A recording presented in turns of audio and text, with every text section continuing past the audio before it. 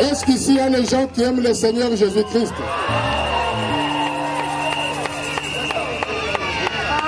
Dites, Jésus est mon sauveur. Très fort. Très très fort. Je vous remercie tous au nom du Seigneur Jésus-Christ pour votre patience à cause de l'heure. Je vous demande pardon parce que pour installer tout ce que vous voyez ici, ça a pris du temps.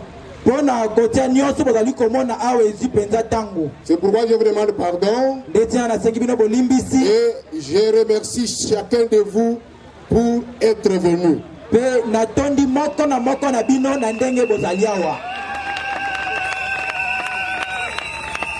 Au milieu de nous,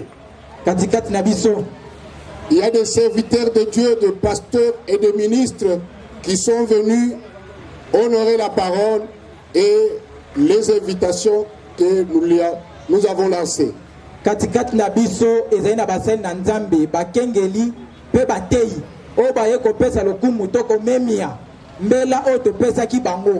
Nous avons le pasteur André Indembila de l'église Irim Tumim Tabernacle Mongafula Kinshasa. Il peut se lever. André ya Ecclesia Irim Tumim Tabernacle na Kinshasa na commune Mongafula. Nous avons le pasteur Papi Moningo, église le nom de Jésus, Kinshasa. Tozalina Mokengeli Papi Moningo, ya Ecclesia le nom de Jésus na Kinshasa. Nous avons le pasteur Adolphe Bokuma, Nazaréa Tabernacle, Kinshasa. Tozambi Mokengeli Adolphe Bokuma, ya Nazaréa Tabernacle na Kinshasa. Nous avons le pasteur Jacques Tumba, église Grâce Tabernacle de Beni, Nord Kivu. Tozambi Mokengeli Jacques Tumba, ya Ecclesia Grâce Tabernacle na Beni na Nord Kivu. Nous avons le pasteur Benoît Kabouya, église 30e Sepeko, Kinshasa Bumbu.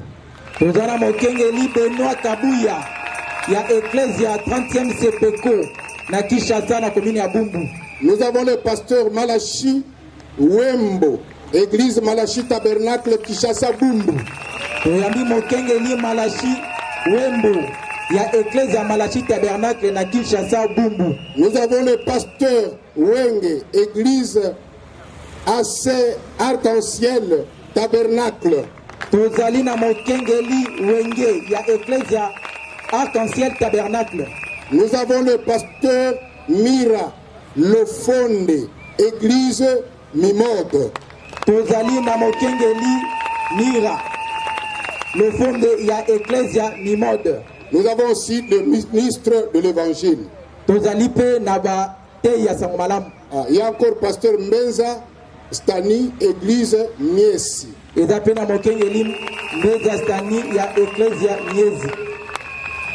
Les ministres Pepe Pakela, église de Matadi Mayo.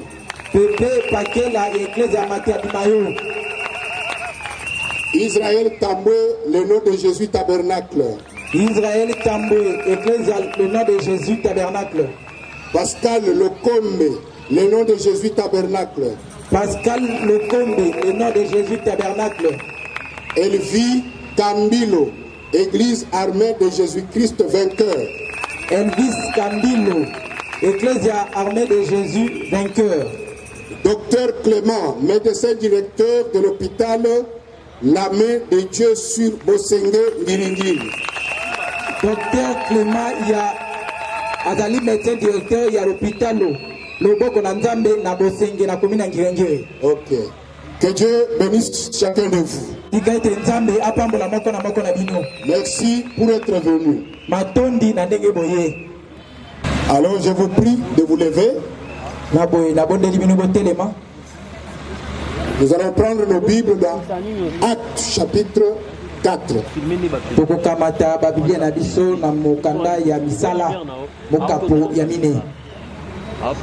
Et là, nous allons lire le verset 11 et 12.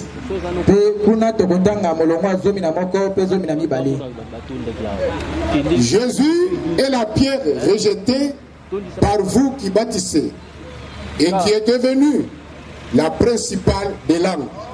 Yesu azali libanga oyo eboyaki batongi pe akomi libanga oya moboko. Il n'y a de salut à aucun autre, car il n'y a sous le ciel aucun autre nom qui a été donné parmi les hommes par lesquels nous devions être sauvés. Poete lobiko ezali na mosusu te. Pamba te na se na lola ezali na kombo moko te oyo epesameli katikati na batu. Poete na nzela ya kombo yango babikisama. Prions le Seigneur. Dieu, notre Père Céleste, c'est par ta grâce que nous nous retrouvons à cet endroit cet après-midi. Nous te remettons ce moment merveilleux entre ta main. Je te prie, Seigneur, que tu bénisses chaque personne qui est venue ce soir. Bénis aussi ta parole. Je prie pour notre bourgmestre qui a autorisé qu'on puisse avoir l'occasion de se réunir comme cela.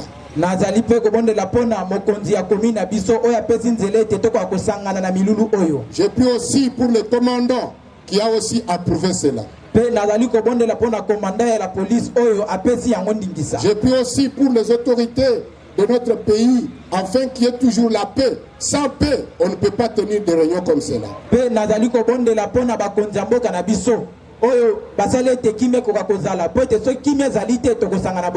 Ainsi, Seigneur, quand ta parole sera apportée, que toi-même tu descendes pour prouver que c'est la vérité. Nous confions dans ta main. Au nom de Jésus-Christ. Amen. Amen. Veuillez vous asseoir. Notre thème de la campagne,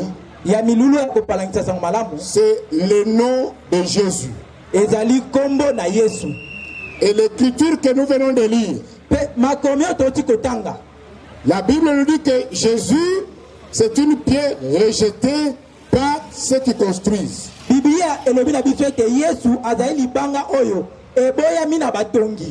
Et pourtant, il est la principale des langues. Mais surtout le verset 12. Pour le salut de ton âme, frère, sœur, en dehors de Jésus, il n'y a point de salut.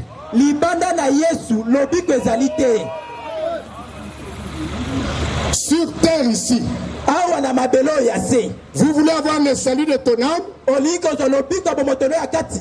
Il faut prendre le nom de Jésus. Esengeli na yo oyamba kombo na Yesu.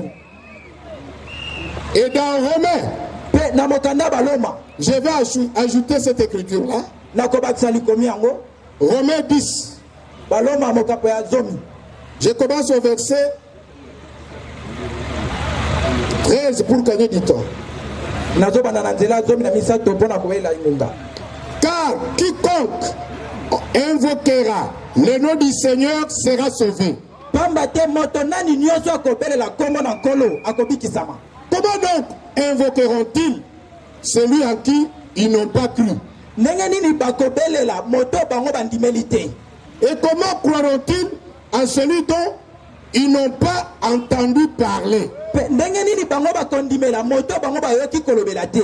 Et comment entendront-ils parler s'il n'y a personne qui prêche? Ndenge nini bakoyoka moto ngo kolobela masoki bayoki moto zo te ya moto yango te? Et comment y aura-t-il des prédicateurs s'ils ne sont pas envoyés? Ndenge nini batei bakozala soki batindami te?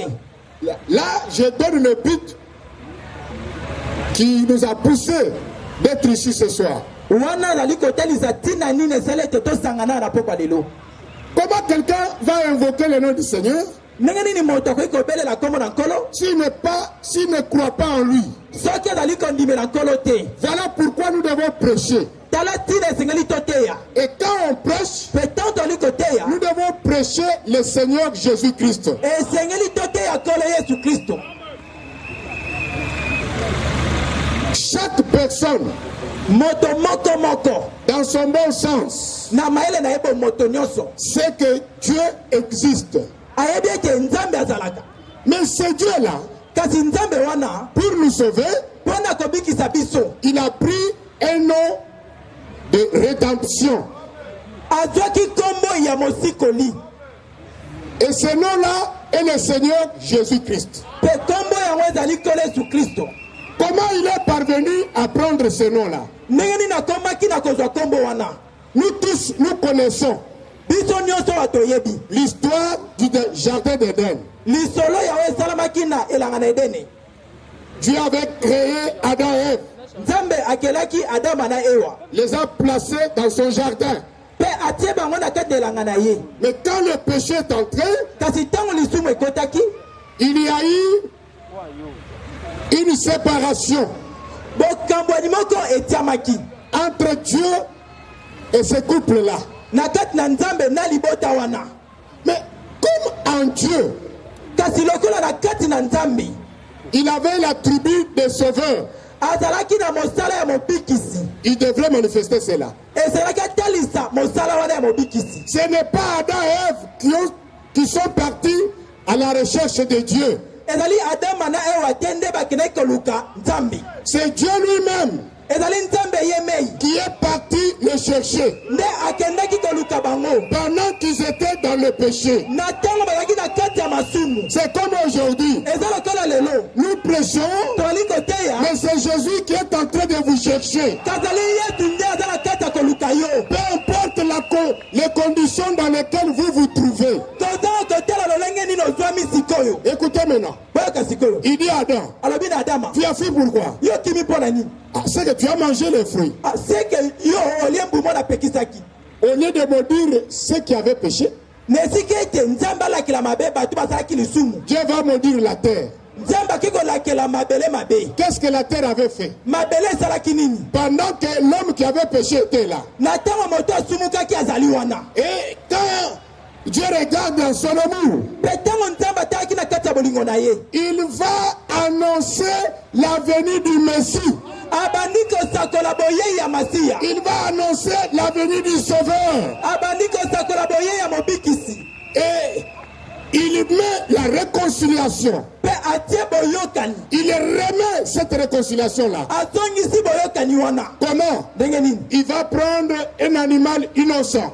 akamati nyama moko atali mabe moko te. Il coupe la tête. Akati ekingo. Il prend la peau.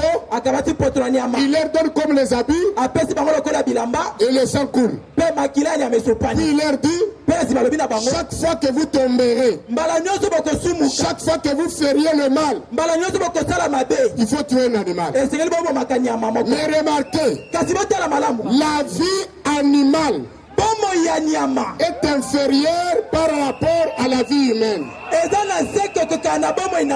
Ainsi, l'intérieur ne pouvait pas changer. C'est pourquoi vous voyez dans l'Ancien Testament, les gens venaient adorer Dieu, mais quand ils rentrent, ils ont toujours la nature du péché en eux. Parce que les sacrifices n'étaient pas parfaits. Et Dieu dans son plan, il dit, moi-même, je viendrai pour en finir avec les problèmes du péché. Alors, qu'est-ce qu'il va faire? Il va commencer à envoyer des prophètes. Et chaque prophète qui venait, il parlait toujours de Jésus. Si vous voyez un prophète aujourd'hui qui ne parle pas de Jésus, c'est un faux prophète. Les vrais prophètes doivent parler de Jésus. Et chaque prophète qui venait, il parlait de Jésus. Il parlait de Jésus. Quand on arrive à Esaïe, oh, un enfant nous est né. Un fils nous est donné. Mais il prophétise. Les années passent. Les années passent. Les années passent. Les années passent. Ceux qui avaient entendu la prophétie n'ont pas vu ce Messie-là. C'est d'autres générations qui vont voir la naissance de son sauveur.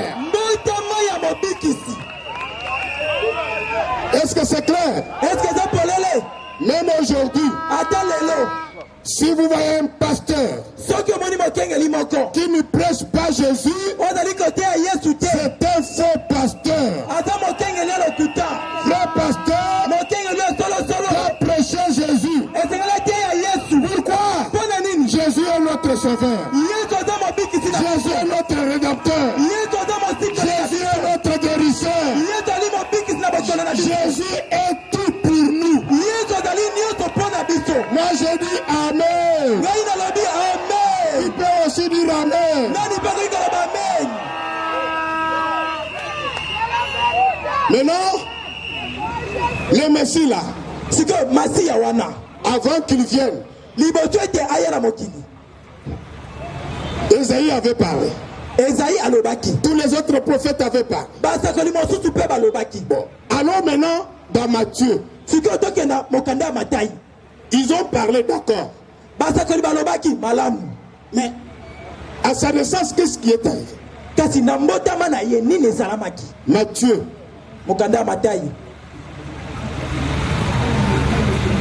Quand nous allons dans Matthieu,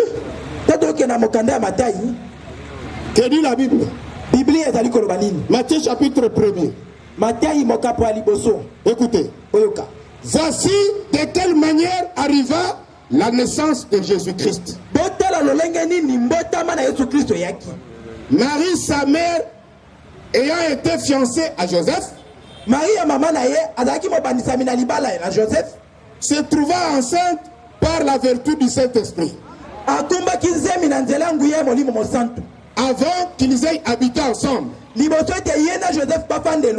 Joseph, son époux, qui était un homme de bien et qui ne voulait pas la diffamer, se proposa de rompre secrètement avec elle.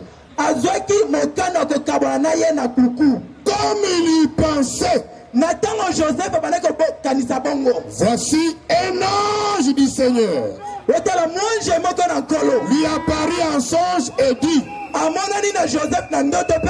Joseph, fils de David, Joseph est mwana na David. Ne crains pas de prendre avec toi Marie, ta femme. Kobanga te kozwa libala Marie ya mwasi na yo. Car l'enfant qu'elle a conçu vient du Saint-Esprit. Pamba te mwana zala libumu na ye auti na molimo mosantu. Elle enfantera un fils. Akobota mwana moko ya mobali. Et tu lui donneras le nom de Jésus. Pe okopesa ye kombo na Yesu. Est-ce que vous avez suivi? Est-ce que bolandi? Le nom de Jésus vient du ciel. Kombo na Yesu uti na lola. Qui peut dire amen? Na ko ikoloba amen. C'est la Bible qui dit ça. Biblia nde lobi yango. On va lui donner le nom de Jésus. Bakopesa ye kombo na Yesu. Écoutez maintenant le travail qu'il va faire. Boka siko mosala akosala. C'est lui qui sauvera son peuple de ses péchés. Yende akobikisa libota na ye na masumu na bango. Quand tu crois en Jésus, Tango ndimeli Yesu. Jésus enlève les péchés en toi. Yesu azolongola masumu kati na yo. Il enlève l'incrédulité. Azolongola kozanga kondima. Il te lave. Azosukola yo. Il te purifie. Azopetola yo. Il prend son esprit. Azokamata molimo na Il est en yo. toi. Atie kati na yo. Tu peux marcher avec fierté. Okoki kotambola na lipamu. Dire que je suis sauvé. Koloba ete nabikisami. Qui va sauver son peuple? Nani akobikisa libota na ye? C'est Jésus. Ezali Yesu. Le nom vient d'où? Kombe uti wapi? Du ciel. Na lola. C'est l'ange qui donne le nom. Mwanje nde azopesa kombo. Il a donné le nom de qui? Apesi kombo ya nani? Le nom de Jésus. Kombo na Yesu. Tous les gens qui se proclament de Dieu aujourd'hui, Bato nyonso ali komibenga banzambe lelo. leurs noms ont été donnés par leurs parents. Bakombo na bango epesama na baboti na bango. Mais le nom de Jésus, Kasi kombo na Yesu. c'est l'ange qui avait donné ça. Eza mwanje nde apesaki yango. Alors Dieu, Na banzambe. Jésus, Yesu. il est différent avec tous les autres dieux. Akesani na banzambe mosusu. Le vrai Dieu, Nzambe solo c'est solo. le Seigneur Jésus. Ezali kombo ya Yesu Kristo.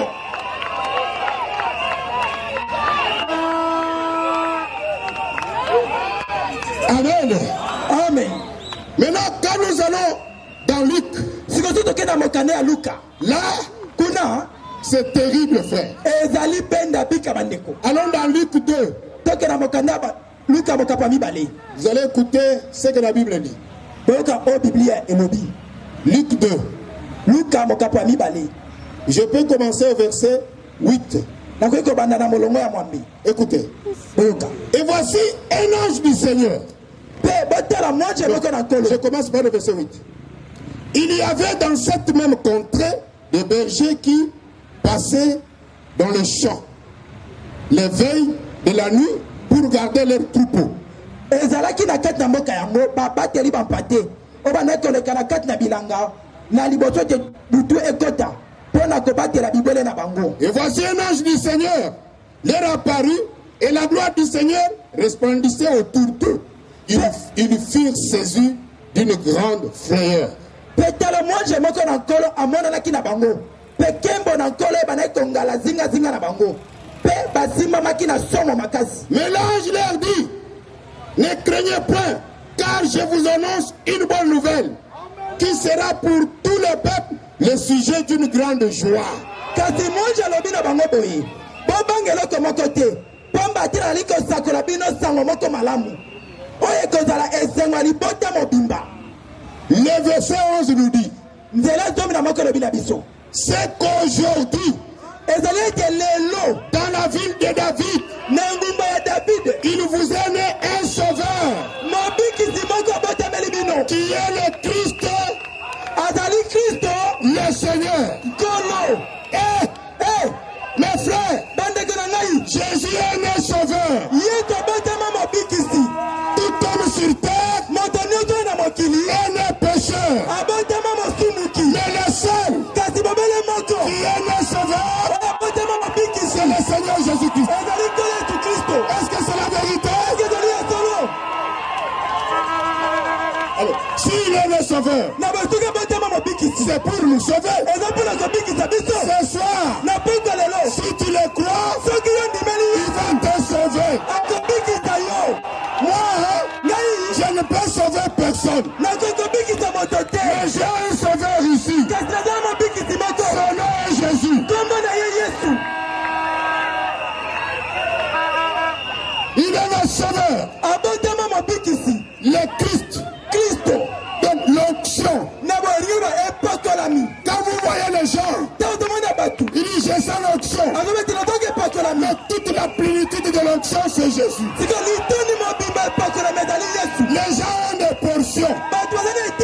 Mais lui, il est la plénitude de plénitude. L'onction lui-même, c'est Jésus. Il est le Seigneur pour dominer. Il domine même sur Satan. La Bible dit, tous les esprits sont au service de Jésus. Est-ce que vous me suivez très bien? Si Dieu veut bénir quelqu'un, il envoie les anges, les vrais anges. Mais s'il veut punir quelqu'un, il appelle le diable. Et le diable dit oui, à vos ordres. Et il va le faire. C'est pourquoi Jésus, chacun de nous, doit mettre sa confiance en Jésus. Ne mets jamais ta confiance dans les hommes. Les hommes failliront. Ton mari peut même te répudier. Ta femme peut te fuir. Tes enfants peuvent même t'abandonner. Mais si tu donnes ta vie à Jésus, Jésus ira avec vous même dans la tombe. Et dans la tombe, il a donné une promesse. Il y a un jour, le mort en Christ ressuscitera. Alléluia.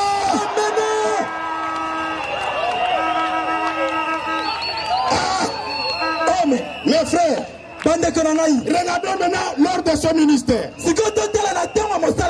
Quand il était né, à un moment donné, il a commencé à grandir. Il a grandi. Il a grandi. Il a grandi. Quand il a atteint l'âge de 30 ans, il a commencé à prêcher. Il est entré dans les synagogues. Alors un jour, il est entré quelque part. Luc 4. Écoutez ce qu'il y a eu. Jésus est entré dans une synagogue. Écoutez, Jésus, revêtu de la puissance de l'esprit, retourna en Galilée. Et sa renommée s'est répandue dans tous les pays d'alentour. Il enseignait dans les synagogues. Et il était glorifié par tous.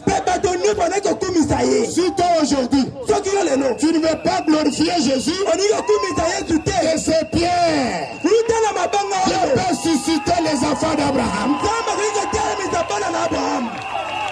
Écoutez maintenant le verset 16. Il s'est rendu à Nazareth, où il avait été élevé.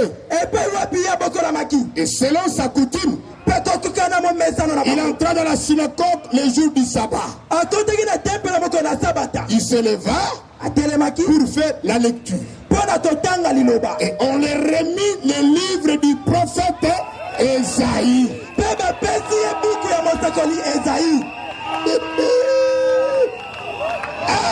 Amen.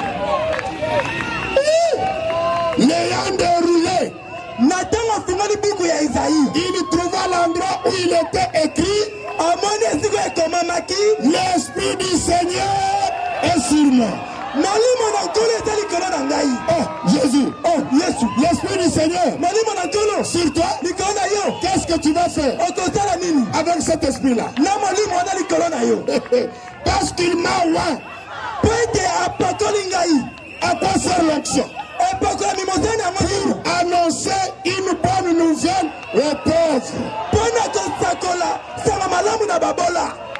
Ce n'est pas tout. Il m'a envoyé pour guérir ceux qui ont le cœur brisé. Ce n'est pas tout. Pour proclamer aux captifs la délivrance. Avec Jésus, ce soir, Jésus va casser cette bouteille-là.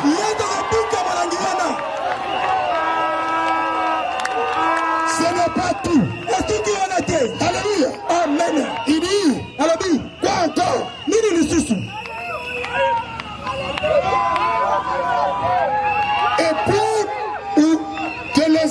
miracle recouvre la vie.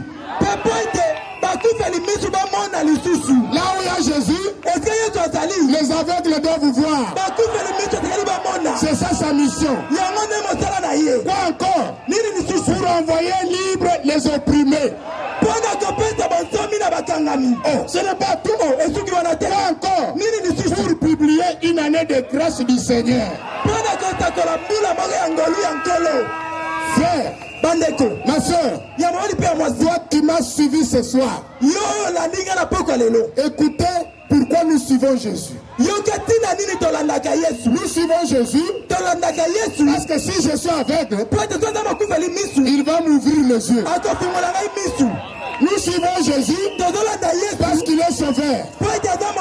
Nous irons au ciel avec lui. Nous suivons Jésus si quelqu'un avec ses fétiches m'a lancé de mauvais sorts. Jésus va enlever le mauvais sort. Alléluia. Tout ce que j'ai lu ici, Jésus le fait. Moi je crois. Je crois. C'est pourquoi l'évangile, c'est une bonne nouvelle. La délivrance pour Jésus, ça ne demande pas 40 jours. Léon Dieu, Léon. La délivrance de Jésus, ça ne demande pas de jeûner. Croyez seulement que Jésus est Dieu. Croyez seulement que sa parole est la vérité. Croyez seulement que ce que je dis est vrai. Jésus va entrer en scène. Tu vas rentrer délivré. Si tu as une maladie, ça va te quitter. Si tu n'étais pas sauvé, tu seras sauvé ce soir. Ce n'est pas moi. Qui fait cela? Jésus. Qui fait cela? Jésus. Qui fait cela? Jésus. Dans le nom de Jésus, il y a le Saint-Esprit. Dans le nom de Jésus, il y a la vie éternelle. Dans le nom de Jésus, il y a le mariage. Dans le nom de Jésus, enlève le masque de vieillesse. Le nom de Jésus délivre ceux qui sont dans la prison. Beaucoup sont dans la prison. Et Jésus est là pour enlever leur prison. Tu dois être libre. Tu dois être comment? Vous allez répéter avec moi. Comme Jésus est sauveur,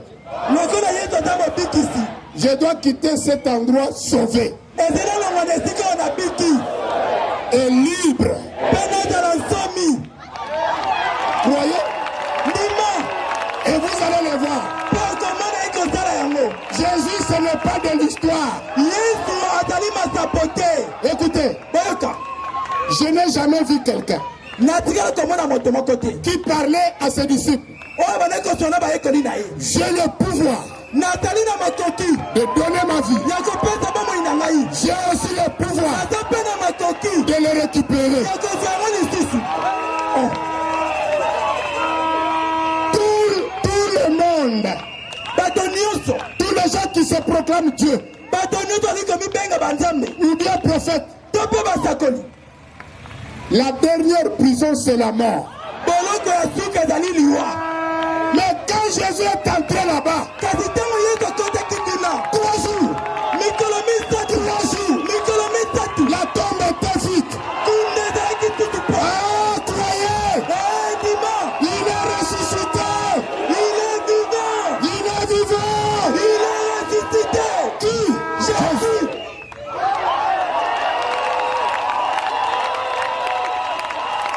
Pendant que je prêche, je suis en train de marquer Satan. Satan là où il est, il attend sur moi. C'est déjà marqué. C'est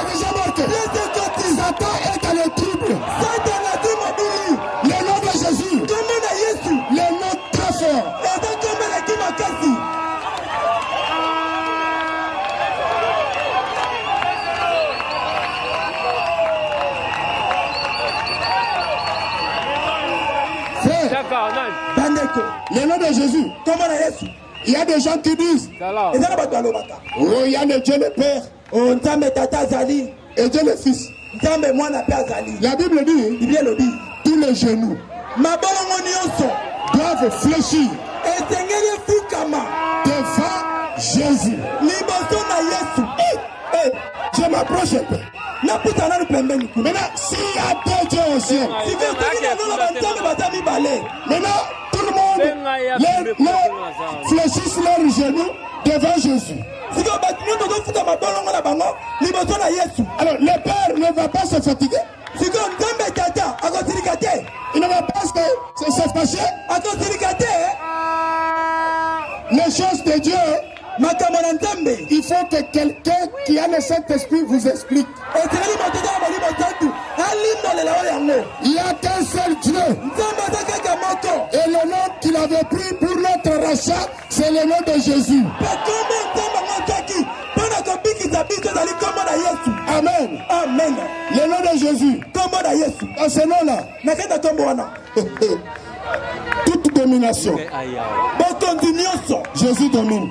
Yesu azali likolo na yango. Toute autorité. Bokonzi nyonso. Ce n'est pas Bokonzi comme le frère a interprété là. Donc ce sont les pouvoirs sataniques. Bango nyonso ya Satana ekangaka bato. Ah, Jésus domine cela. Yesu azali likolo na banguye wana nyonso. Toute puissance. Nguye nyonso. Il n'y a aucune puissance qui dépasse Jésus. Ezala nguye moko te eleki Yesu. Toute dignité. Bankumu nyonso. Et la Bible dit, Bible elobi. même dans ce siècle, Atene ekeke oyo. même dans le siècle à venir, Atene ekeke oyo ezali le koya. nom de Jésus est toujours au-dessus. Kombo na Yesu eza kaka likolo. Je vous dis la vérité. Nazosa bino ya solo. C'est un nom, Ezali kombo moko. quand vous le proclamez, Ntango ozali kotatola yango. vous devez vous éloigner du mal. Ezali ntango mosika ya mabe. Quand vous prononcez dans votre bouche Ntango ozotetola na monoko na yo. le nom de Jésus, Kombo na Yesu. éloigne-toi de mal. Ntango mosika ya mabe. Parce que c'est un nom, Po ete eza kombo moko. un nom puissant. Kombo moko ya nguya. Frère, Bandeko. même si on t'a déjà enterré, Ata toki esi bakunda yo. si ce n'est pas la signature de Jésus, Soki Yesu napesi ndingisa te. tu n'iras pas. Okende te. C'est lui qui a le dernier mot. Yesu nata iloba ya suka. Qui a le dernier mot? Nata iloba ya suka. C'est Jésus. Eza Yesu. Oh, l'oncle a dit, Onoko alobaki. oh, tante a dit, Omomalaki alobaki. ils sont inférieurs par rapport au nom de Jésus. Baza na te ya kombo na Yesu. Oui, Iyo. oui. Iyo. On peut lire dans Actes des Apôtres, Toki kotanga na misala batoma. chapitre 3. Mokapo ya misato.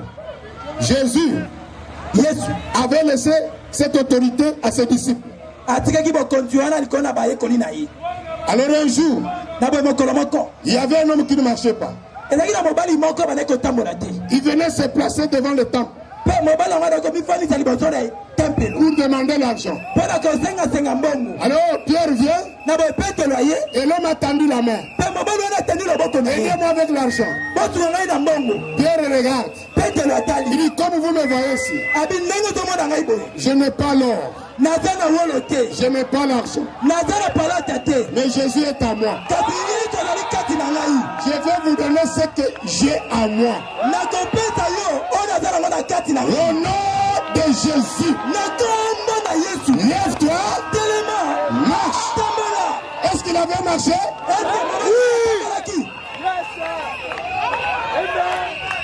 Cette église-là Eklezia wana. doit être là aujourd'hui. Esengeli ezala wa lelo. Une église comme du temps de Pierre, Eklezia lokola na ntango ya petelo. où les gens reçoivent le salut de leur âme Oyo bato nyonso lobiko ya milimo na bango ya kati. et la guérison de leur corps. Mpe lobiko ya banzoto na bango.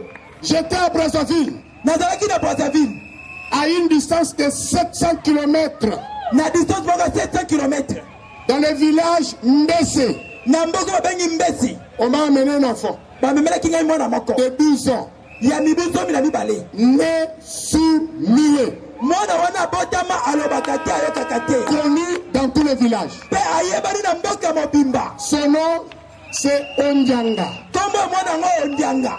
Là, au nord, il parle le Kimbosh. Kuna na nord kuna balobaka kote ya Kimboshi. J'ai prié, Na bondeli. j'ai prié. Na bondeli. Après, j'ai demandé, Na nsima na tuni.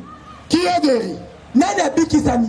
Le pasteur vient, mokengeli aye le pasteur de cette église-là, mokengeli ya eklezia wana il dit l'enfant ici, abi omoni mwana oyo il n'entend pas, ayokaka te il ne parle pas. alobaka pe te J'ai dit, hein, na bien c'est pourquoi tu l'as mis sur la première ligne. ndeti notie moto ya liboso na molongo J'ai pris mes doigts, nazwi misapi na ngai j'ai mis comme ça, natie boye j'ai prié, nabondeli j'enlève nalongoli au nom de Jésus. na nkombo na yesu Je demande son nom. natuni nkombo na ye C'est qui? nkombo na ye nani On dit Onjanga. babi nkombo na ye ondianga J'appelle Onjanga. nabengi ondianga Il dit oui. alobi ngai oyo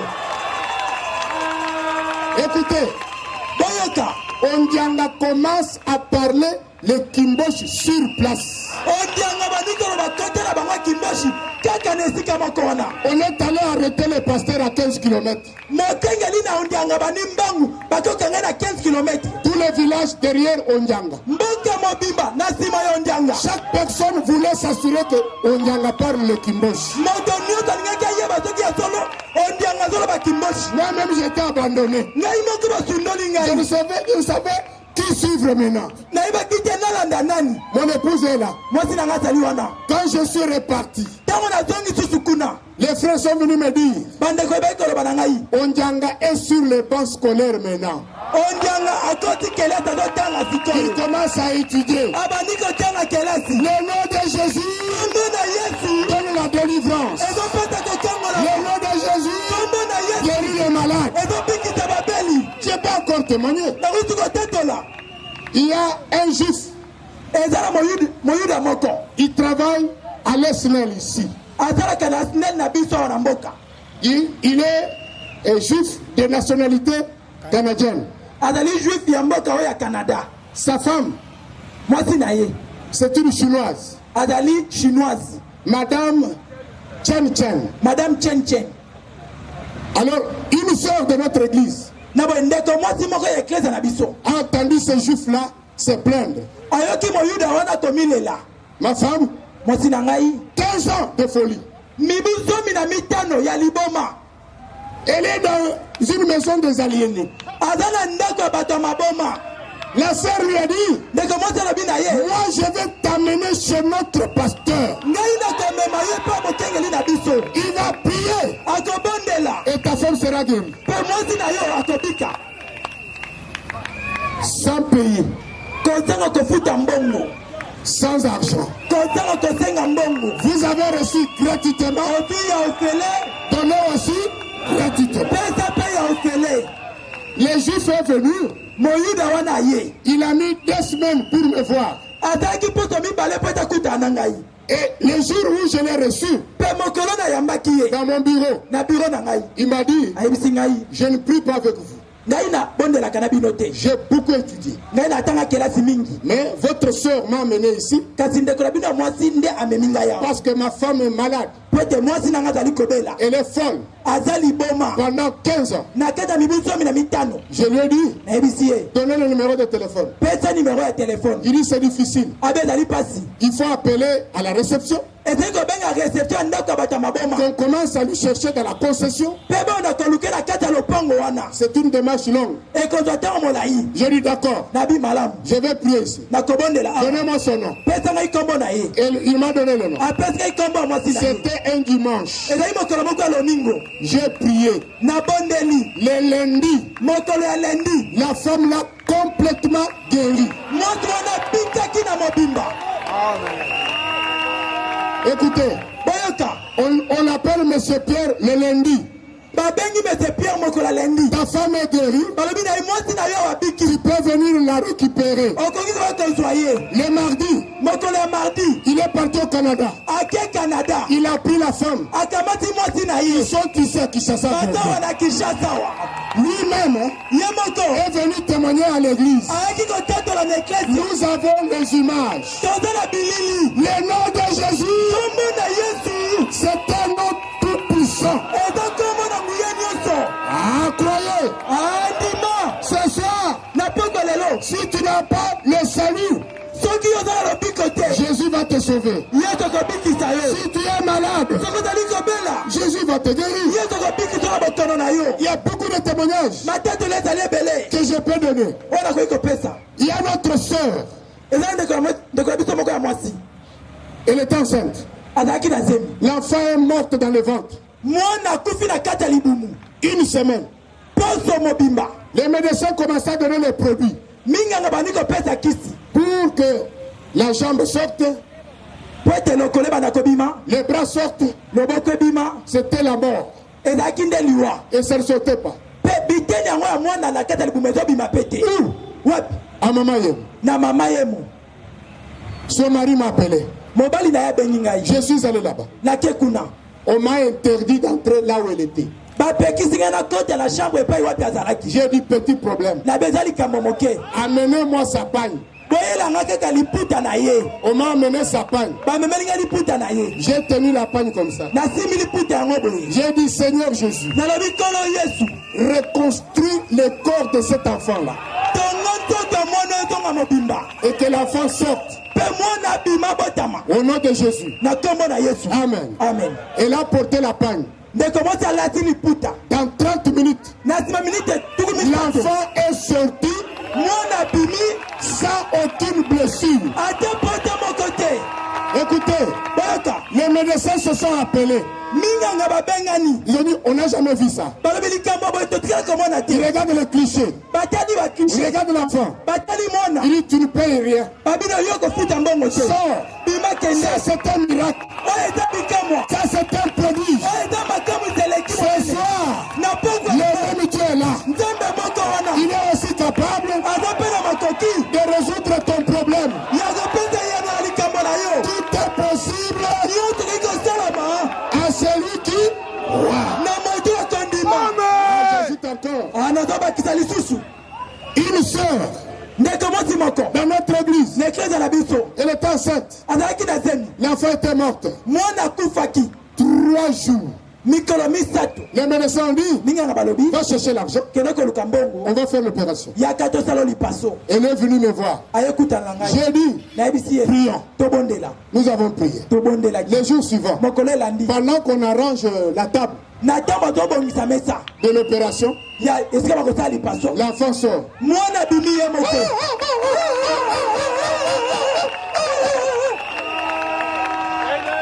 Jésus fait aussi des opérations. Il est aussi docteur. Est-ce que vous le croyez? Il est aussi qui? Docteur. N'importe quelle maladie.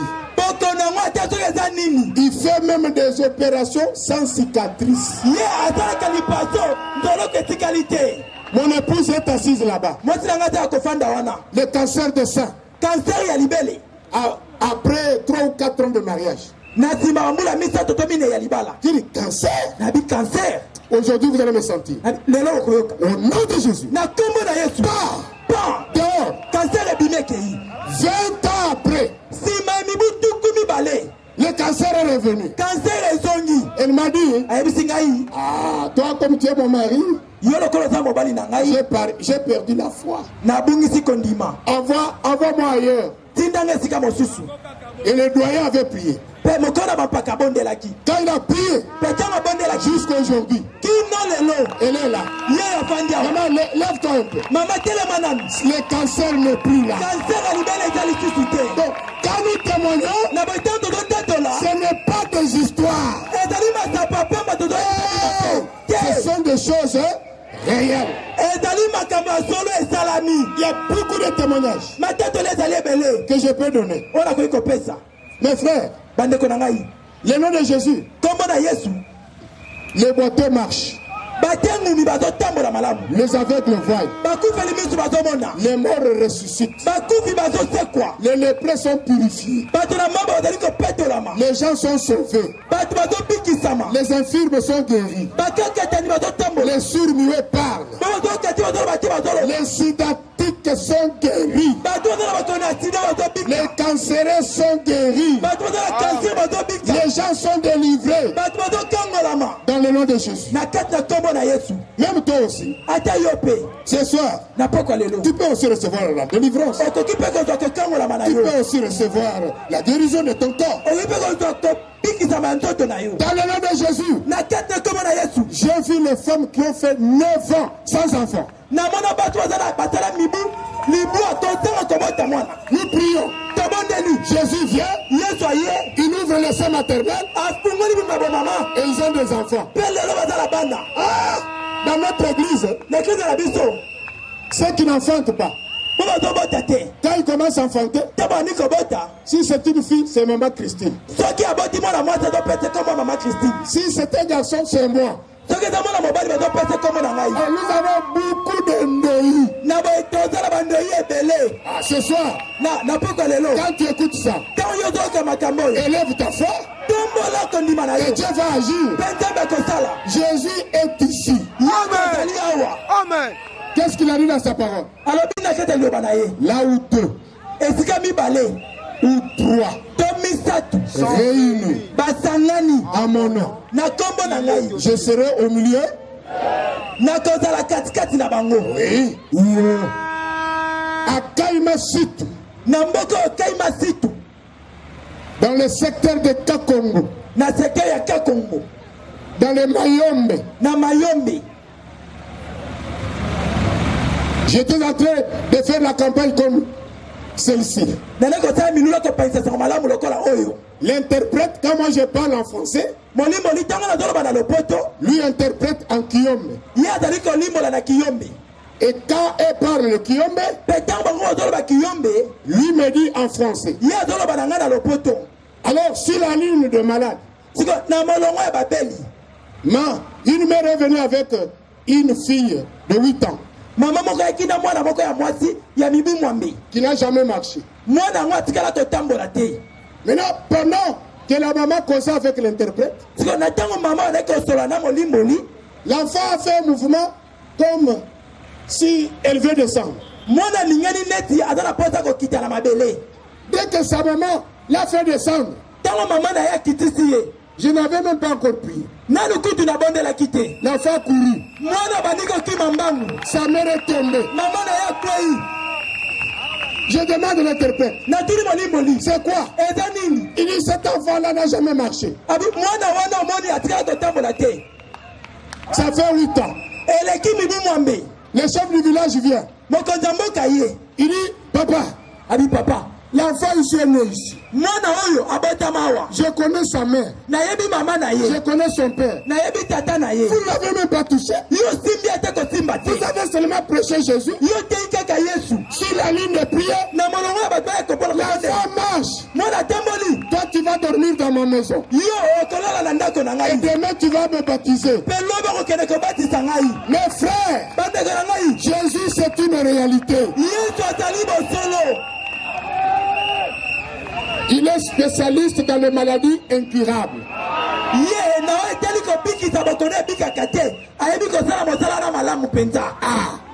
Il enlève même les mauvais sorts. Oh, moi, on m'a envoûté. Chez Jésus, il n'y a pas des envoûtements. Il enlève les envoûtements. Maison de l'enfer. Cède devant le nom de Jésus. Ça cède. Nous allons répéter ensemble. Maison de l'enfer. Cède devant le nom de Jésus. C'est ça. L'enfer devant toi. Moi je prononce le nom de Jésus. L'enfer doit fuir. L'enfer doit fuir. Devant le nom de Jésus. D'ailleurs, écoutez. Si je me suis présenté ici moi-même, Jésus n'a pas le droit de venir prouver que ce que j'ai dit est la vérité. Mais si j'ai prêché Jésus, ce n'est pas mon problème. Que lui-même vienne vous prouver que ce que j'ai dit est la vérité. Comment? En vous sauvant. Comment? En vous guérissant. Comment? En vous donnant la délivrance. Frère, crois seulement. Crois seulement. Et vous allez voir. Moi qui vous parle, bientôt je vais terminer. Je suis venu ici à Kinshasa en 1977. J'ai dormi dans le salon des gens. D'autres personnes dont j'ai dormi dans leur salon, ils sont locataires jusqu'aujourd'hui. Mais moi, quand j'ai donné ma vie à Jésus, après que Jésus m'ait donné le salut, le reste il a donné comme Matabisi. Est-ce que vous le croyez? Oui. Je me suis marié. Avec ma femme, on a eu 10 enfants. Nous avons acheté des parcelles. Nous avons commencé à rouler dans des véhicules. Je n'étais pas encore pasteur. Avec Jésus, tu peux faire des exploits. Moi, j'ai vu des gens. Quand notre famille est pauvre, la bonne nouvelle nous dit Jésus est venu pour les pauvres. Il peut t'enlever d'une situation de la pauvreté, t'élever dans un niveau où les gens comprendront Bakoyoka Sango, Bakoyoka Lokito, Mobola Akomi Moshi. Amen. Mon habitant a connu patron. Amen. Avec Jésus, c'est possible. Dites Amen. Amen. Dites Amen. Amen. Avec Jésus, c'est possible. Mais d'abord, le salut de ton âme. Le reste, il va envoyer. Il va envoyer. Il va envoyer. D'abord le salut de ton âme. Il y a des gens qui pensent, autant ils prêchent, et ils cherchent l'argent. Moi, Jésus m'a donné des parcelles. Ma femme, les enfants, il m'a donné tout. Des véhicules. Après, il m'a dit, laisse tes activités. Va maintenant prêcher. Comme je prêche comme ça.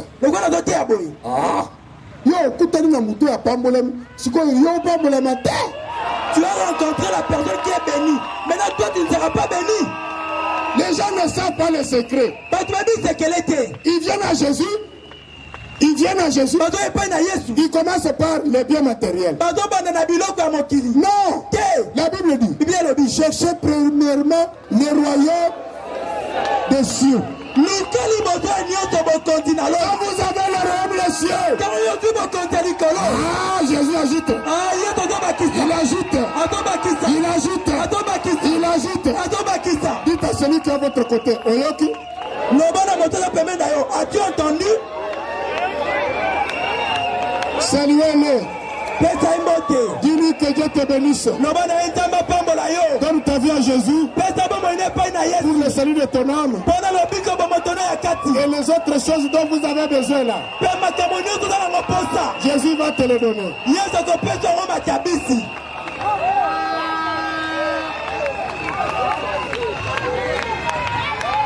Avant de prier pour les malades, je cherche d'abord ceux qui veulent donner leur vie à Jésus. Venez ici devant. Vous allez voir que je vous ai prêché la vérité. Amen. Jésus va vous sauver. Ici devant.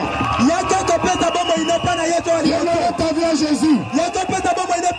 Et les choses changeront. Venez. Venez tel que vous êtes. Même si tu avais avorté, Jésus va te recevoir ce soir. Il va te pardonner. Même si tu avais tué, même si tu avais volé, venez. Viens donner ta vie à Jésus.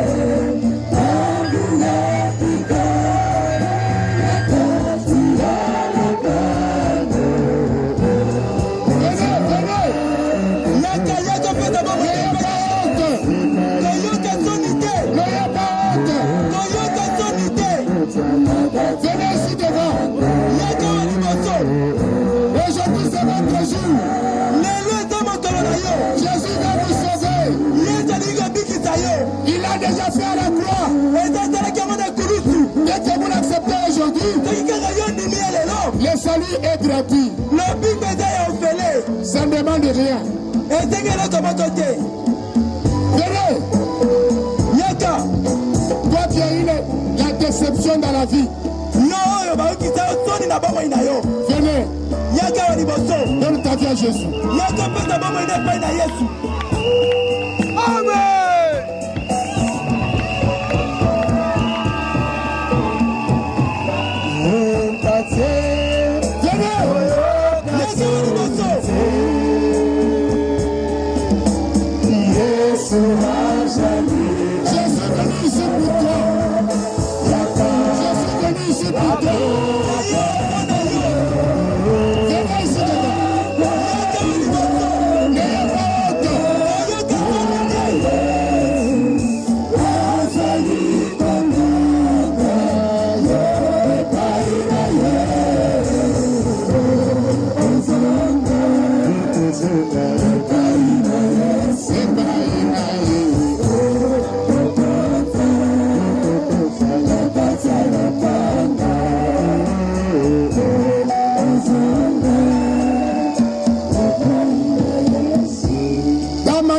Ce soir,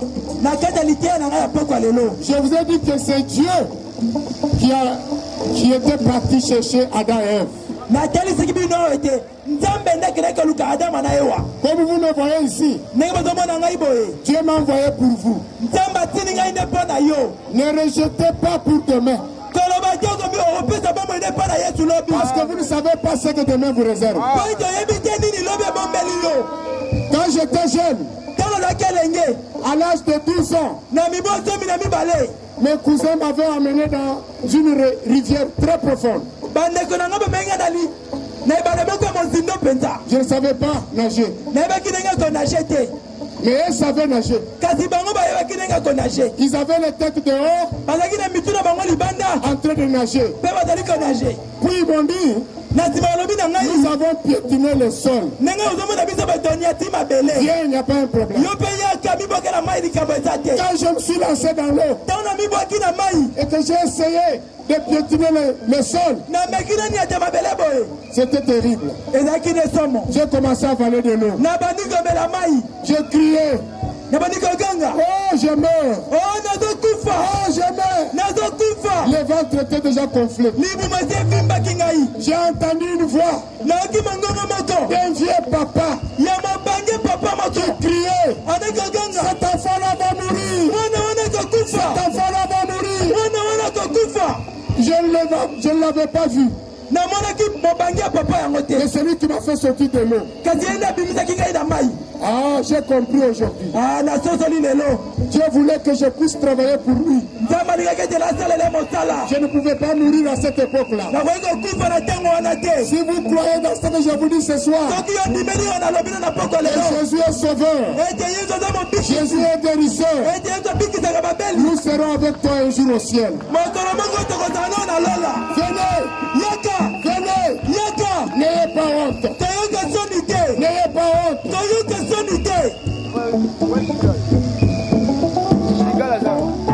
Je vous attends. J'attends le retardateur.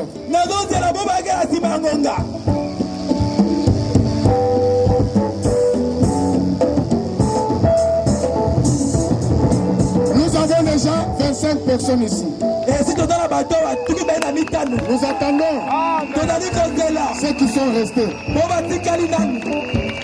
Tout ce que nous faisons ici, chanter la musique, prêcher, nous sommes en train de lever Jésus pour que Jésus entre dans ton cœur. Il est en train de t'appeler. Viens donner ta vie. Ne regarde pas tes péchés. Moi aussi, j'étais comme toi. Mais quand j'avais donné ma vie, il m'avait pardonné. Ce soir, il va aussi te pardonner. Viens donner ta vie.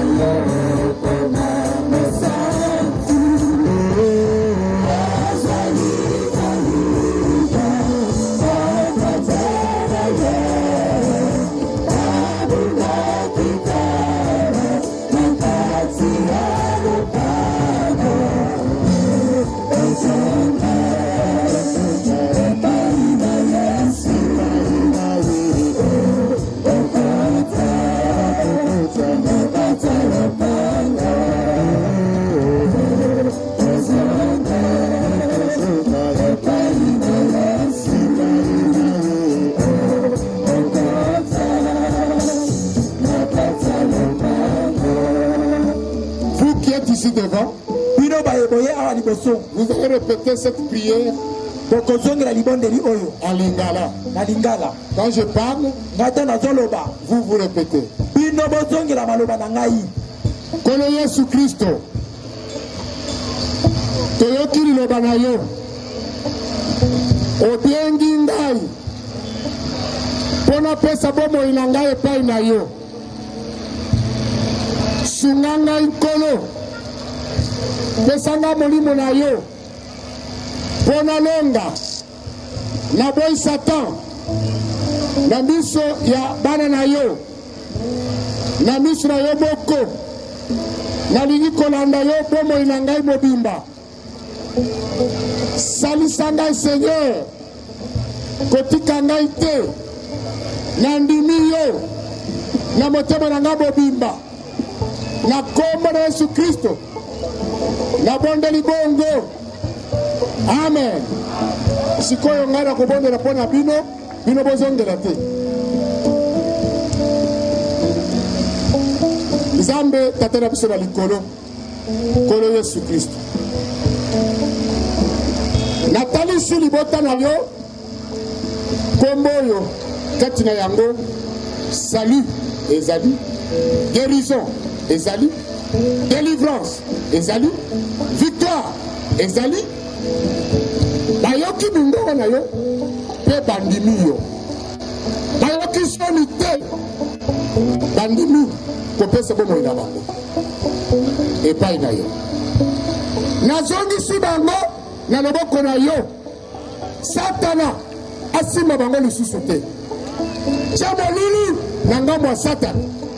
Na ngambo na bango polengenga. Seigneur, bomo ina bango échanger. Opesa bango molimo mosato obatamula malamu. Opesa bango makoki ya kolanda liloba. Po bakola bakemba kino mokoloko ya konetola mwasi na libala bazala elongo na biso nakumisi mune na kombo na yo komona ete bolingo na yo emonani polele ndenge osalaki na jardin d'Eden oyaki koluka Ada na Eve lelo oye koluka bandeko na ngai ya basi mpe mibali na esika oyo lokola bandimeli yo nakabeli yo bango na loboko na yo po ete yo kamba bango bomoi na bango mobimba na kombo na Yesu Kristo na bondeli bongo. Amen. Amen. Acclamez très fort. Bobeta maboko makasi.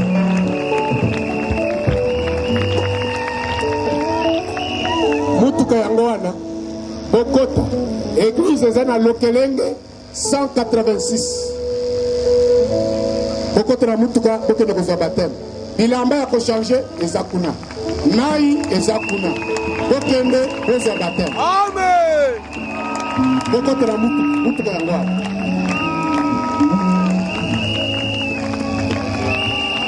Tous ceux qui ont donné leur vie, entrez dans ce véhicule. Allez vous faire baptiser au nom du Seigneur Jésus-Christ.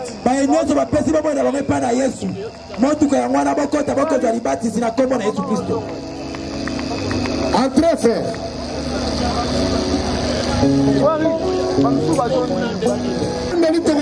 Tokosala awa ezolanda yo to na esika ozali.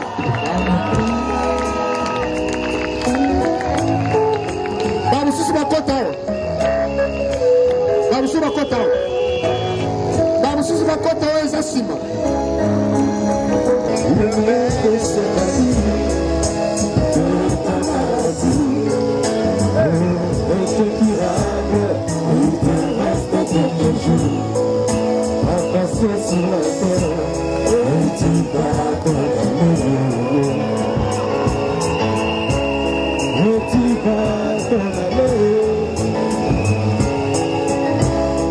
Mais Jésus, qui te dit mon ami, te descend, je te dis à la même, si j'arrive à toucher Jésus, et mon problème, il a peut te tuer, tu verras certainement social, tu verras certainement c'est le dialogue, et ta cellule. Seigneur Jésus, oh mon Jésus, certainement une solution. On verra certainement son avenir.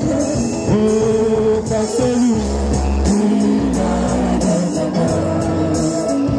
Mon Seigneur Jésus, mon Seigneur Jésus, il est tout pour moi. Il est mon sauveur. Toi qui es ici devant, commence à prier pour tes problèmes. Yo zali kobelo yo aliboso. Banda kobonde la pona likambo na yo. Demande à Jésus de vous guérir. Sengana yecho bikisa yo. C'est lui qui guérit. Yenda bikisaka. Ce n'est pas moi. Ezanga ite. Moi j'utilise seulement son nom Nana lozala la kaka kombo na ye. par l'autorité de la parole. Na nzela bokonzi aliloba. Mais le guérisseur c'est lui. Kasi mobikisa ezali nde Yesu. Je l'ai vu faire marcher les paralytiques. Namona Yesu kotambwisa bakakatani. Je l'ai vu ouvrir les yeux des aveugles. Namona ekofungola miso ya baye bamonaka te.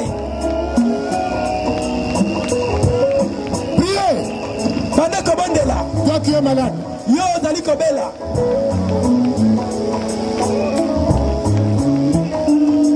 Oh mon Jésus, oh mon Seigneur Jésus, l'espoir de toute ma vie, c'est lui ma guérison.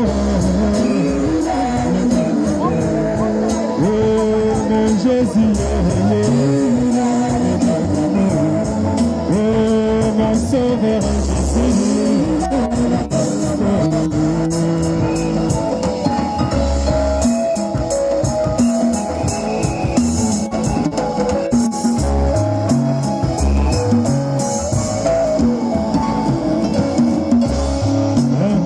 Expérimenté, tout est saturé, sans attraper de notre temps. Alors la puissance, alors Jésus a parlé. Il prononça la parole et il eut du poisson. Il prononça la parole et le filet s'est rempli. Oh, par celui. Mon Seigneur Jésus, les prières du Saint-Esprit,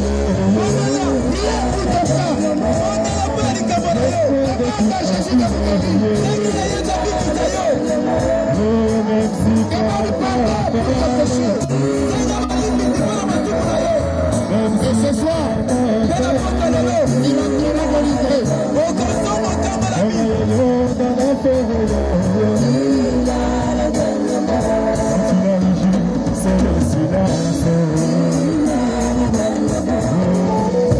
Dieu, notre Père Céleste, aujourd'hui, devant mes frères et sœurs, je leur ai parlé de ton nom.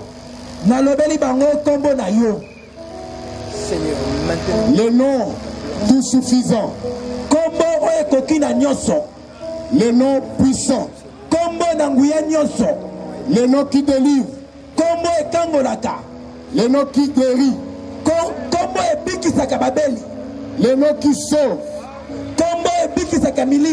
Le nom qui console. Le nom qui donne la victoire. Le nom qui est au-dessus de tout nom. Le nom de Dieu lui-même. Le Seigneur Jésus-Christ. En tant que ton serviteur, ayant reçu le mandat de prêcher Jésus,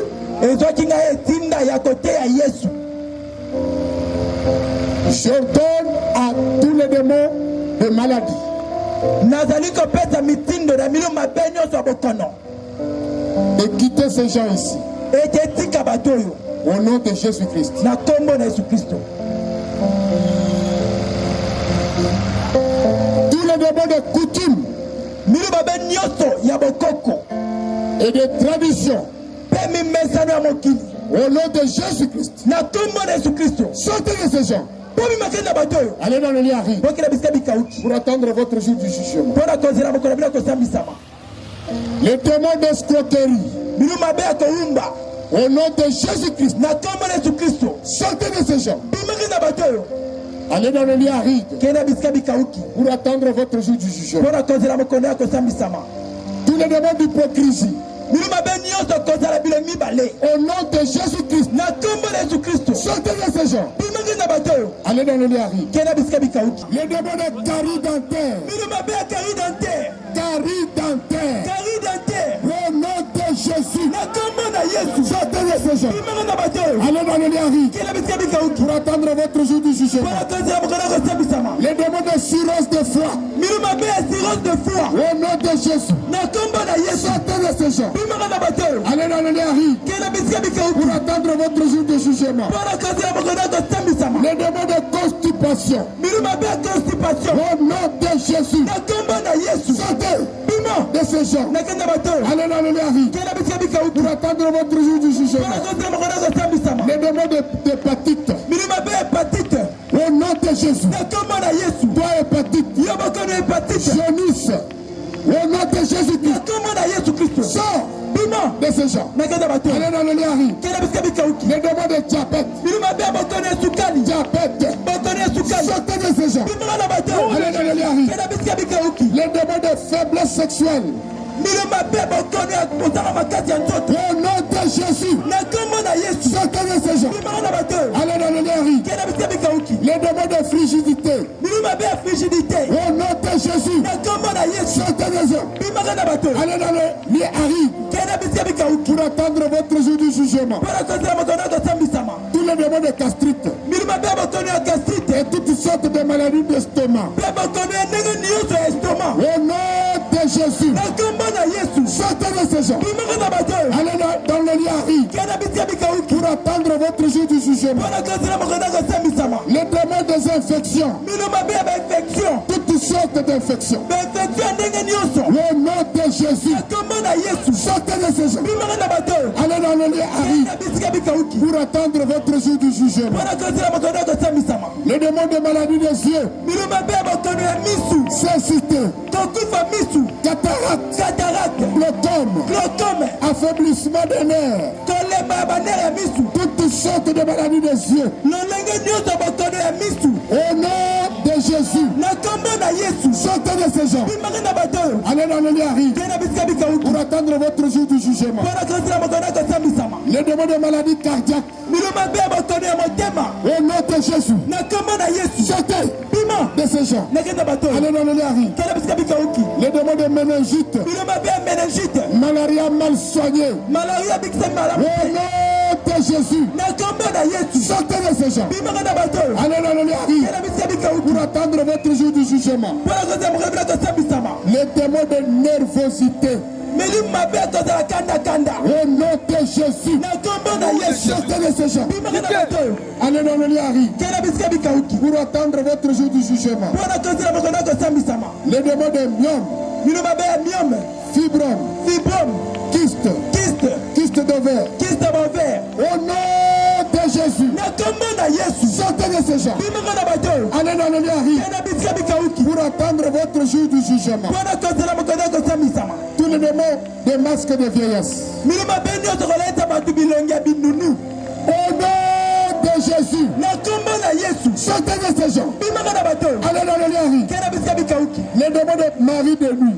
miluma mabe ya mibali ya butu Femme de nuit. basi ya butu Je brise ce mariage-là. nazobuka mabala ya butu Au nom de Jésus. na kombo na Yesu. Femme de nuit. basi ya butu Sortez de ces gens. bimaka na bato oyo Mari de nuit. mibali ya butu Sortez de ces gens. bimaka na bato oyo Allez dans le lit à rire. kenda bisika bikauki Aujourd'hui, j'ai marié Jésus. lelo babali Yesu Vous devez le quitter.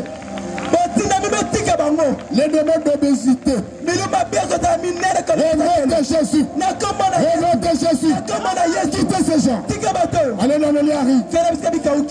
votre jour du jugement. Tous les démons de poison, n'importe quel poison, au nom de Jésus, sortez de ces gens. Allez dans le Léari. Les démons de paralysie faciale, Seigneur, qui nous puisse bien marcher. Que ce soit les bras, que ce soit les jambes, vous démons de paralysie faciale, je vous ordonne, au nom de Jésus, quittez ces gens. Allez dans le Léari pour attendre votre jour du jugement. Tous les démons de troubles de comportement et les démons de nerfs, au nom de Jésus, au nom de Jésus, quittez ces gens. Allez dans le Léari.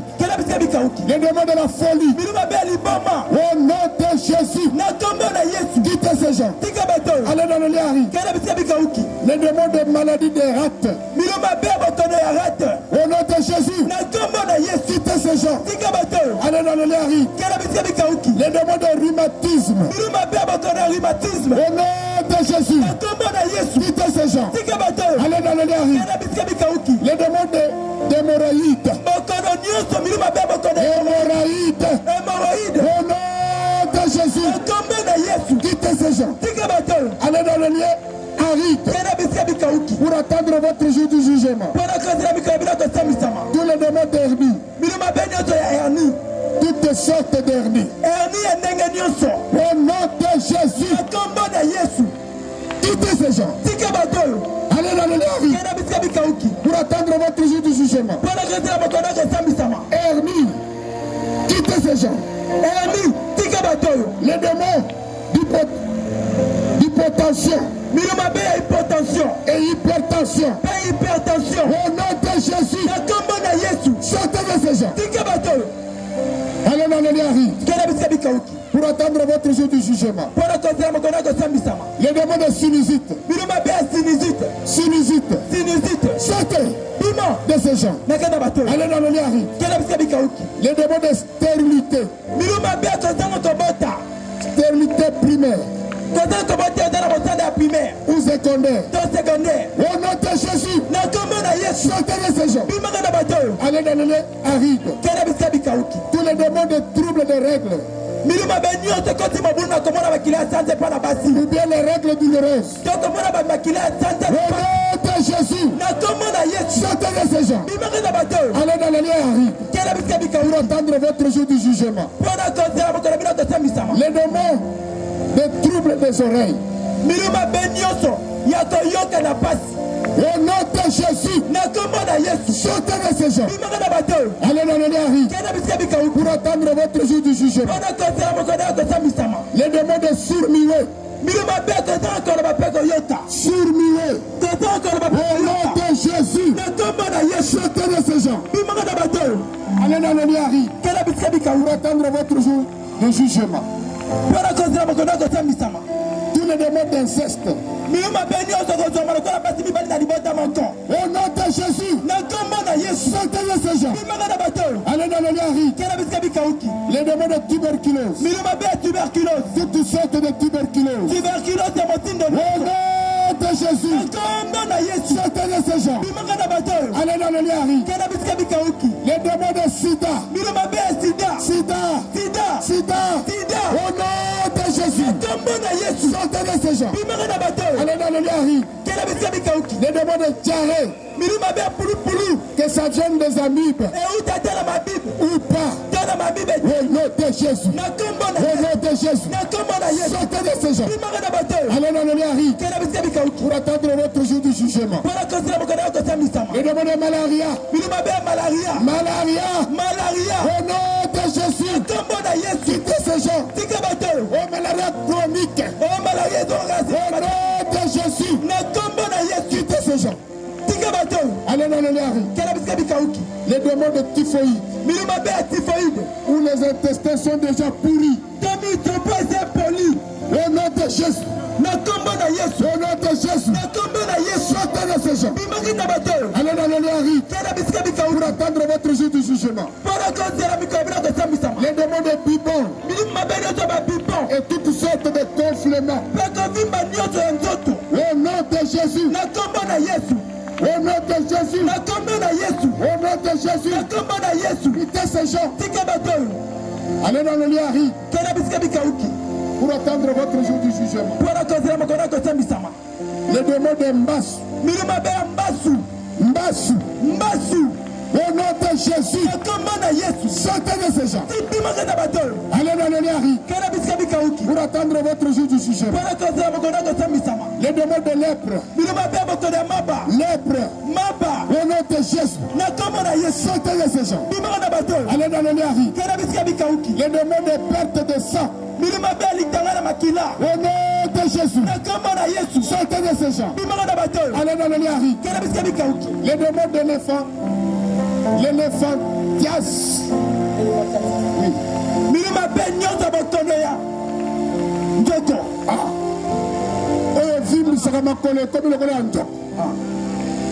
Au nom de Jésus. Sortez de ces gens. Allez dans le lit à riz. Le démon de mort des eaux. Au nom de Jésus. Sortez de ces gens. Allez dans le lit à riz. Tous les démons des reins. Même s'il y a déjà des cailloux dans les reins. Au nom de Jésus. Sortez de ces gens. Allez dans le lit à riz. Les démons de mort de tête qui ne se termine pas. Allez dans le lit à riz. Tous les totems de la famille. Les démons de totem de la famille. Tous les liens familiales. Je coupe cela avec l'autorité du nom de Jésus. Soyez libres au nom de Jésus. Que les chaînes tombent au nom de Jésus. Au nom de Jésus. Tous les liens familiales. Quittez ces gens. Allez dans le lien à riz pour attendre votre jour du jugement. Tous les démons de Kodja. Au nom de Jésus. Sortez de ces gens. Allez dans le lien à riz. Tous les démons de sorcellerie. Sortez de ces gens. Allez dans le lit à riz pour attendre votre jour du jugement. Tous les démons de fétiche. Même si on vous avait habillé les fils à la hanche, à des bras. Je coupe ces fils-là ce soir. Que la malédiction qui vous avait suivi à cause de ces fétiches-là, tout ce qu'on vous avait fait manger lorsque tu étais petit, pour que tu souffres dans ta vie, au nom de Jésus, j'ai pris cela. Quittez ces gens. Allez dans le lien à riz pour attendre votre jour du jugement. Les démons de la magie, magie blanche, magie noire, maïkari, franc-maçon, rose-croix, toute la puissance démoniaque. Au nom de Jésus, sortez de ces gens. Allez dans le lien à riz. Les démons des bêtes dans l'eau. Les taureaux de Bazan, toutes les puissances qu'on a utilisées pour te détruire. Au nom de Jésus, sortez de ces gens. Allez dans le liari. Tatiwata, Mamiwata, Sirène, mariage de nuit. Au nom de Jésus, sortez de ces gens. Allez dans le liari. Tous les démons qui vous ont suivi à cause de cérémonies on avait fait sur toi lorsque vous étiez bébé ou enfant. Au nom de Jésus, sortez de ces gens. Allez dans le liari.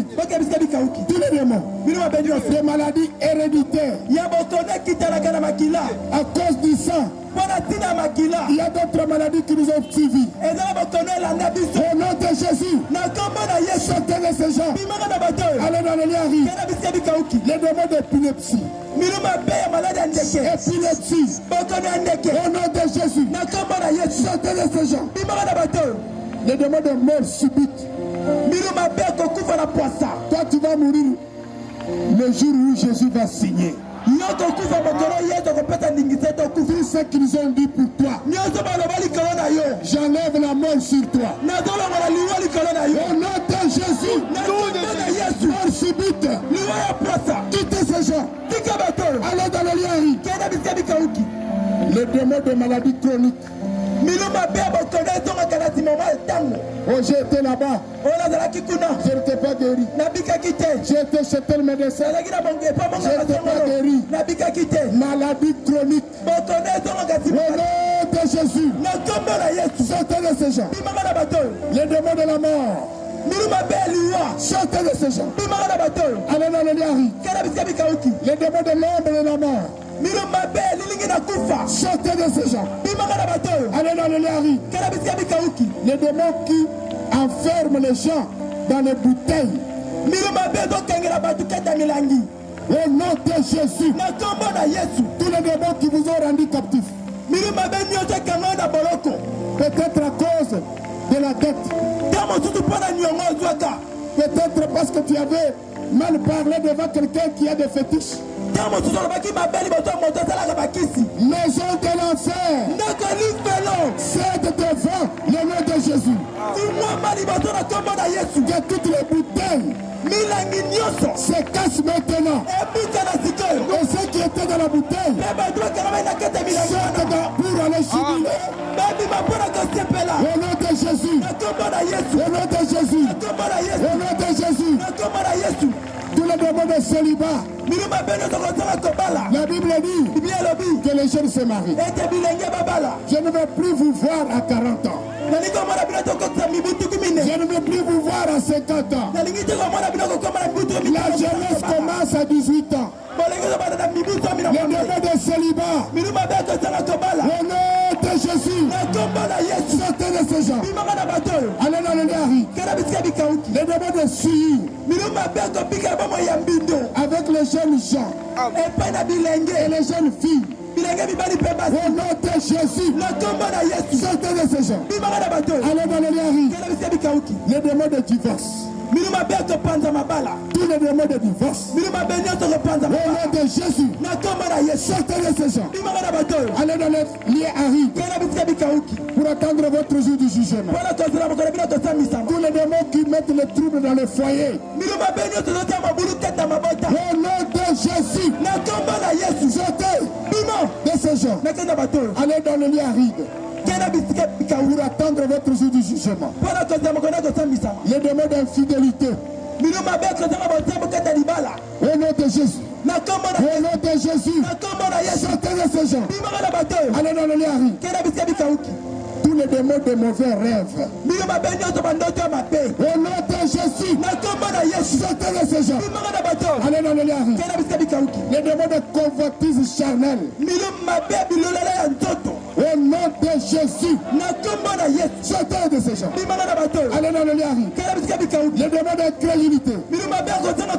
Sortez de ces gens. Allez dans le lit aride. Au nom de Jésus. Pour attendre votre jour du jugement. Tous les démons de la haine. La haine. Au nom de Jésus. Au nom de Jésus. Sortez de ces gens. Allez dans le lit aride. Pour attendre votre jour du jugement. Tous les démons de malfaiteurs. Tous les démons de vol. Il y a des gens qui ont fait des fétiches. Et ils ensorcellent les enfants des autres. Pour que ces enfants-là deviennent des malfaiteurs. Pour que ces enfants viennent de voler. Pour que ces enfants viennent de Kouloun. Au nom de Jésus. Qu'ils soient libérés. Au nom de Jésus. Qu'ils soient délivrés. Que ces démons-là les quittent. Peu importe les fétiches. Peu importe ce qu'ils ont fait sur eux. Je les déclare délivrés. Au nom de Jésus. Tous les démons qui rendent les enfants rebelles devant leurs parents pour qu'ils reçoivent les malédictions. Tous les enfants têtus. Au nom de Jésus, quittez ces enfants. Satan, enlève ta rébellion dans les enfants. Que les enfants soient dociles devant leurs parents. Au nom de Jésus. Toutes sortes de maladies incurables. Au nom de Jésus. Sortez de ces gens. Allez dans le Niari. Les maladies, les démons de maladies citées et non citées. Tous les mauvais esprits cités et non cités. Au nom de Jésus. Sortez de ces gens. Allez dans le lieu Harry pour attendre votre jour du jugement. La Bible dit, ce sont les souffrances qu'il a portées. C'est de nos douleurs qu'il s'est chargé. Et nous l'avons considéré comme puni, frappé de Dieu et humilié. Mais il était blessé pour nos péchés, brisé pour nos iniquités. Le châtiment qui nous donne la paix est tombé sur lui. Et c'est par ces meurtrissures que nous sommes guéris. Seigneur Jésus, je viens en ton nom. Je les réclame tous guéris. Bénis les hommes, bénis les femmes, bénis les enfants, bénis tous celui qui a participé à cette campagne. Maison de l'enfer, dans le nom de Jésus. Au nom de Jésus. Les malades sont guéris. Maintenant, toi qui étais malade, touchez la partie qui était malade. Vérifiez. Sautez. Sautez. Bougez. Vérifiez la partie qui était malade. Sautez.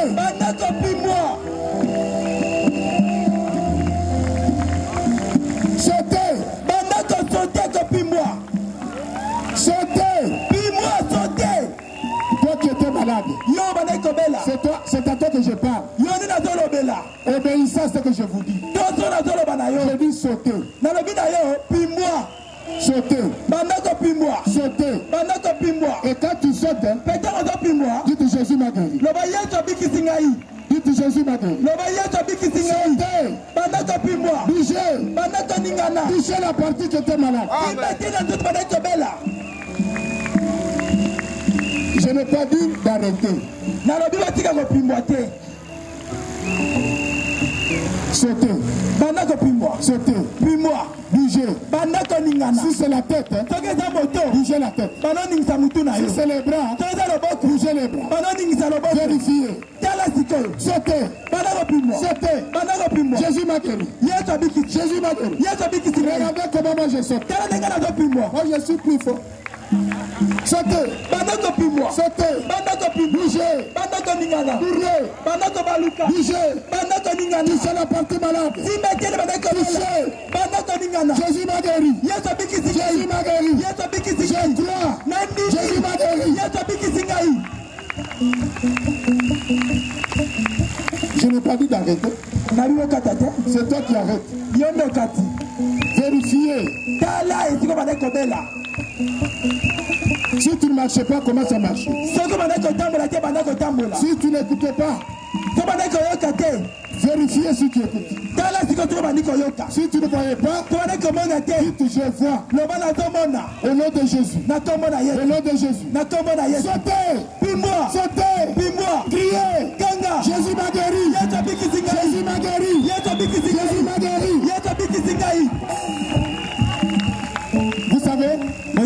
les gens sont habitués à ce qu'on puisse seulement les toucher.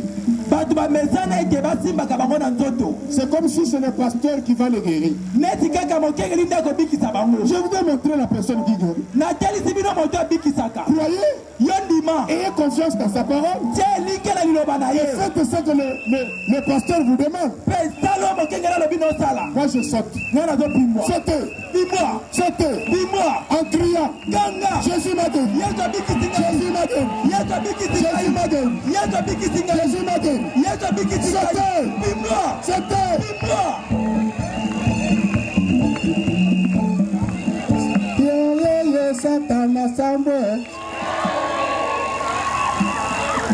Qui a guéri maintenant? Qui peut témoigner? Qui l'a guéri?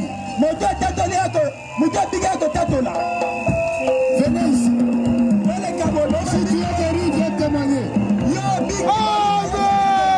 Si tu es guéri.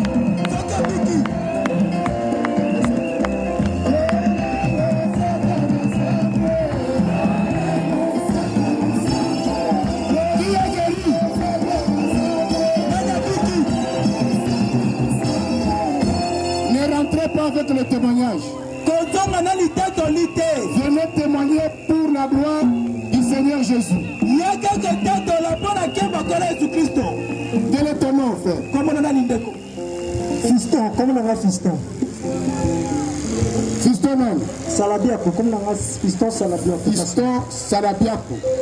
Qu'est-ce que le Seigneur Jésus a fait pour toi ce soir? Papa, vraiment, na sentir le corps de Jésus, merci à la bonne. Amen. Comme on a un magasin à Mabelo, na souffrant la motuma, casse même, les arcs étudiants, depuis les arcs étudiants, ils peinent, ils ne savent sa place pour de la femme. Depuis, on dirait que tant on a eu peine, aussi si classe au bel à la boutique. J'ai fait au moins 7 ans à y peine, à souffrant comme qui sont courbés, moi on a vu, et quand on a un handicap, nous tout passe pendant 7 ans. Le long, na outil Kasavubu, nazaka na avenue Yolo, souvent na sala kaka à Sosa. Le long esprit aussi dans le canal Sénégal, na ba ya campagne zali. Ngai. Na panda kuna tena kuna na pili camarade mo pana papa osala abonde la ba apenda kitu ya maladi ke. Andika master mo ka bisinga bino papa abenga zala kali. Je crois que quand on peut mettre tout qui me dit bonsoir oui. Dans ce moment tout est dans la caille. Tout a parce que tout est dans la caille. So je vais dans la na yo moko uyo kala mawo. C'est quoi le Seigneur Jésus a fait? Quand on nous demande na maman ko na ko prier. Quand yo o onde na ka pona ba maladi ba tout le biona. Parce que a beti kano. Muto beti kano. Beti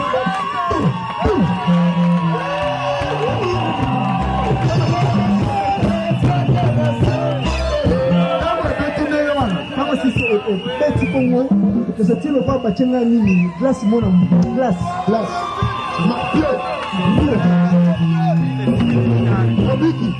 Nabiki papa nena zalewa, nabiki tazara na bakisa na leo. Watambo na bakisa na poche. Leo na tambo na tepo na epite nzebele pour mais la za bakisa na bila na kata na poche na ngai. So la so patana kwa ba idika kwa Jésus a béni. Acclamez très fort pour le Seigneur.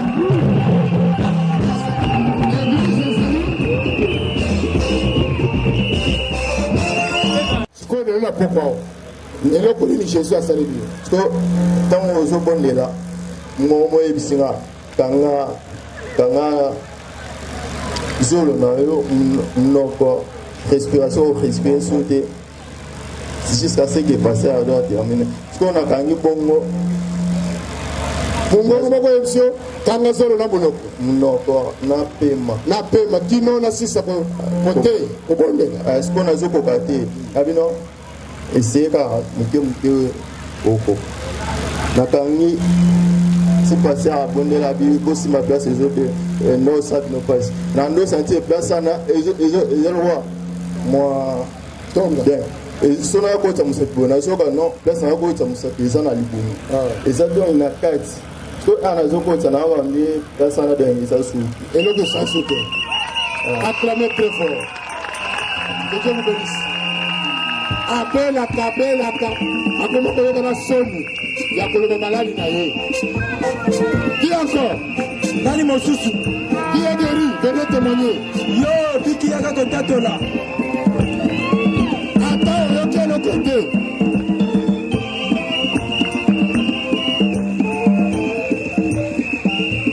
Ata oyoki eloko awa te.